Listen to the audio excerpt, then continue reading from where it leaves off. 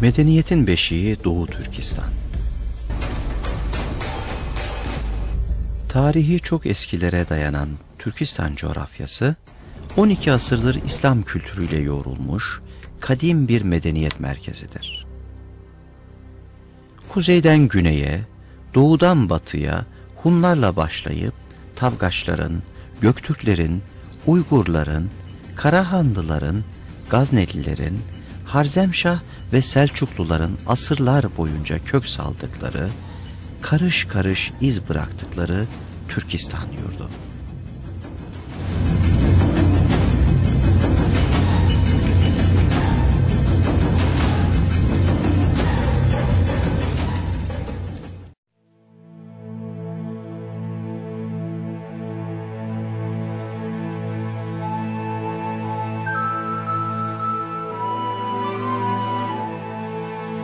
Ahmet Yesevi'ye, Şah-ı Nakşibendi'ye, İmam Buhari'ye, Tirmizi'ye, İbn Sina'ya, Farabi'ye, El-Biruni'ye, Harezmi'ye, Ulu Bey'e ve daha yüzlerce ilim, irfan ve gönül sultanına, Abdülkerim Satuk Burahan'a, Yusuf Has Hacibe, Kaşgarlı Mahmud'a, Ahmet Yükneki'ye ev sahipliği yapan bereketli topraklardır Türkistan.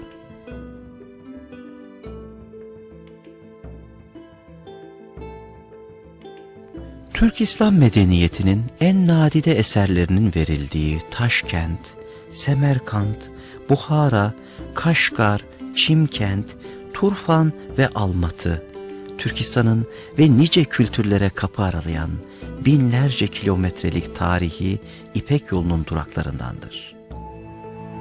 Doğu Türkistan'ın incileri Kaşgar, Turfan, Hoten, Aksu ve Teklimakan çölüdür.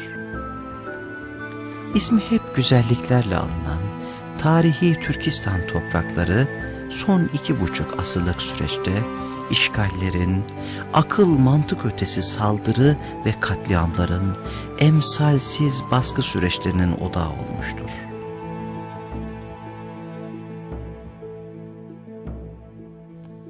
Uygur, Kazak, Kırgız, Özbek, Türkmen ve Taciki ile tek bir parça olan kadim Türkistan toprakları Rus Çarlığı ve Çin-Mançu İmparatorluğu'nun işgalleriyle bölünüp parçalanmıştır.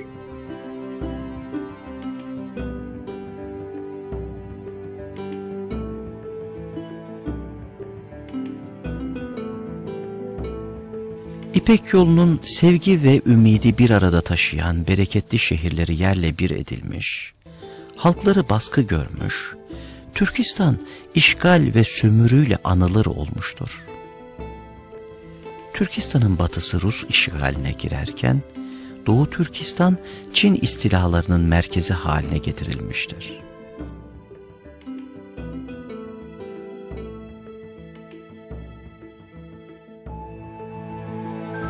Rusya, Batı Türkistan'ı, Rus Orta Asya'sı, Çin ise Doğu Türkistan'ı yeni kazanılmış topraklar anlamına gelen Şincan adıyla tanımlamış. Bu stratejik coğrafya her iki devlet tarafından doğal nüfuz alanları olarak görülmüştür. Batı Türkistan coğrafyası uzun esaret döneminin ardından Soğuk Savaş akabinde bağımsızlığına kavuşmuştur. 18. yüzyılın ikinci yarısından itibaren Çin istilalarıyla karşılaşan Doğu Türkistan ise halen işgal altındadır. Son olarak 1949 yılında bölgeyi kendi topraklarına dahil ettiğini ilan eden Çin hükümeti 60 yılı aşkın bir süredir Doğu Türkistan'daki yasa dışı varlığını devam ettirmektedir. Doğu Türkistan'ın her adımı Türk ve İslam kültürüyle doludur. Doğu Türkistan'ın tam ortasındaki Teklimakan çölü, Kaşgar, Turpan harabesi ve Süslü Bin Ev, Beşbalık gibi bölgeler tam bir kültür hazinesidir.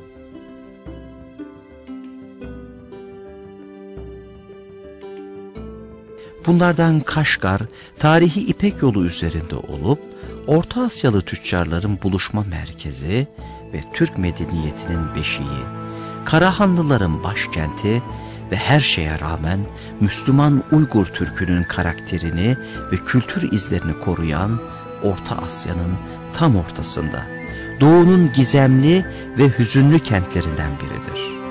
Kaşgar, Tanrı Dağları'nın eteklerinde, Kaşgar suyu kıyısında kurulmuştur. Bu kent, insanı tarihi bir dokuyla sarmalıyor. Çünkü topraklarında Abdülkerim Satuk Buğra Han, Kaşgarlı Mahmud, Yusuf Has Hacip ve daha nice bilgin ve sanatçı yaşamıştır. İlk Müslüman Türk hükümdarı olan Abdülkerim Satuk Buğra Han'ın türbesi, Kaşgar'a 40 kilometre uzaklıktaki Artuş ilçesinin Meşet kasabasında. Kaşgarlı Mahmud'un türbesi, kent merkezine 45 kilometre uzaktaki Opal kasabasında.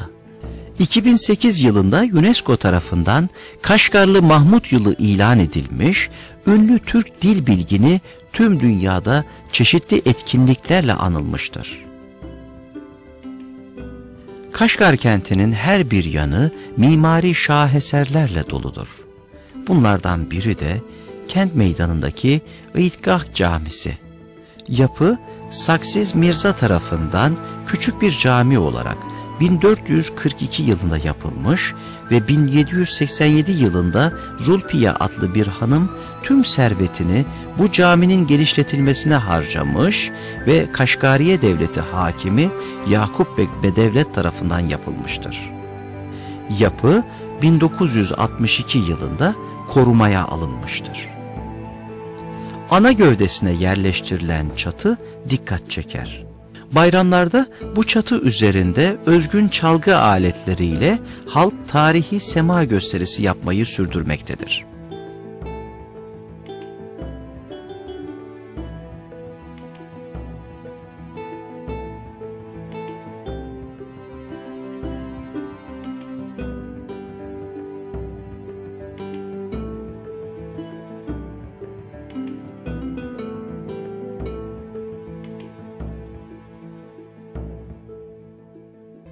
Kaşgarlı Mahmud'la aynı yıllarda yaşayan Kutatku Bilik yazarı Yusuf Has Hacip'in türbesi kent merkezine 15 kilometre uzaklıktadır. Türbe mavi çini işçiliğiyle bezenen görkemli yapısıyla dikkat çekiyor. Yusuf Has Hacip'in beyitlerinden örnekler türbenin iç mekanının duvarlarını süslemektedir. Kaşgar'ın tarihi kokusunu duymak için muhakkak görmeniz gereken yerlerden biri de eski Kaşgar Mahallesi'dir. Türklerin kültür mirası olan bu mahalledeki yapılar eski Anadolu evlerine benziyor. Daracık sokaklar üzerindeki ateş rengi doğal tuğlalarla örülmüş evler birbiri sıra bitişik olarak devam ediyor ve büyük oymalı kapılarıyla tarihi Türk kapılarının en güzel örneklerini veriyor. Evlerin bir başka özelliği ise daracık sokaklarda karşılıklı gelen evlerin üst kısımlarından birbirlerine köprü gibi geçişlere sahip olmasıdır.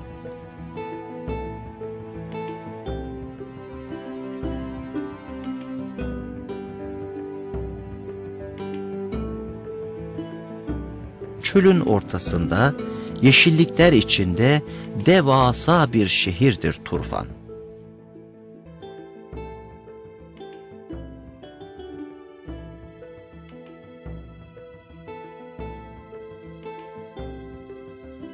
Turfan'da Karız kanallarını görünce ecdada aferin okumak gelir içimden.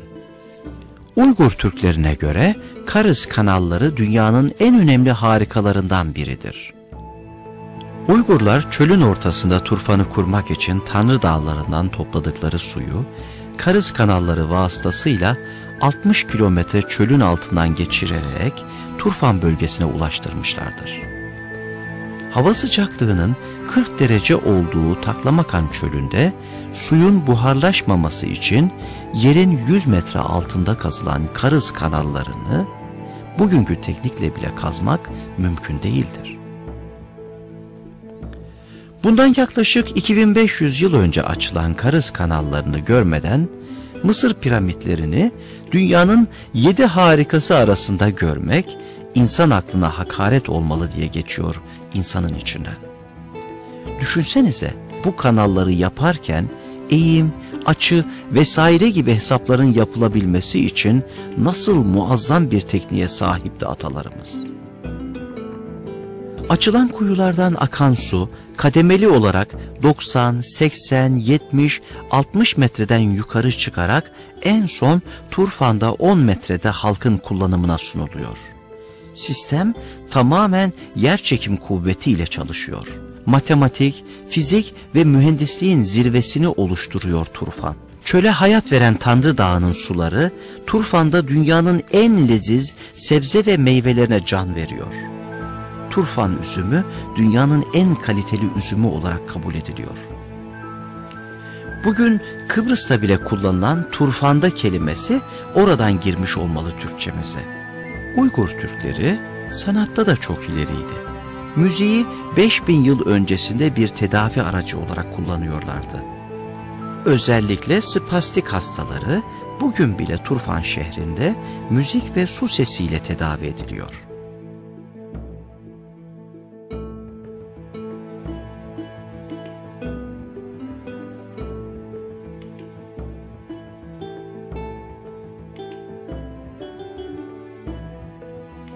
Uygur medeniyetini doğuran, Uygur Türklerinin arasında yetişen alimler, Türk dünyasının hemen her yerine yayılmışlar. Orta Asya'dan tutun Hindistan'a, oradan da İstanbul'a kadar yerleşik hayatın, ilim ve tekniğin şahikalarını yaratmışlardır.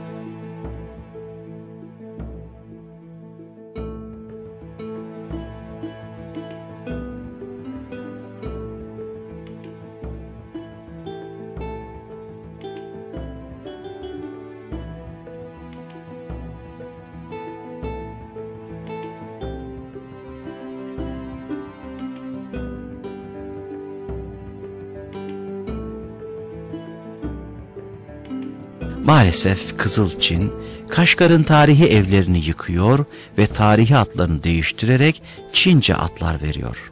Washington Post gazetesinin 25 Mart 2009 tarihli haberine göre Pekin hükümeti Çin göçmenlerini eski Kaşgar kenti diye adlandırılan %100 nüfusu Müslüman Uygur Türk'üne ait şehre yerleştirmek için eski Kaşgar'dan binlerce aileyi çıkarmıştır. Bu şekildeki meskun halkı tarihi ecdat yadigarı evlerinden toplu ve zorunlu tahliyeye zorlamaktadır.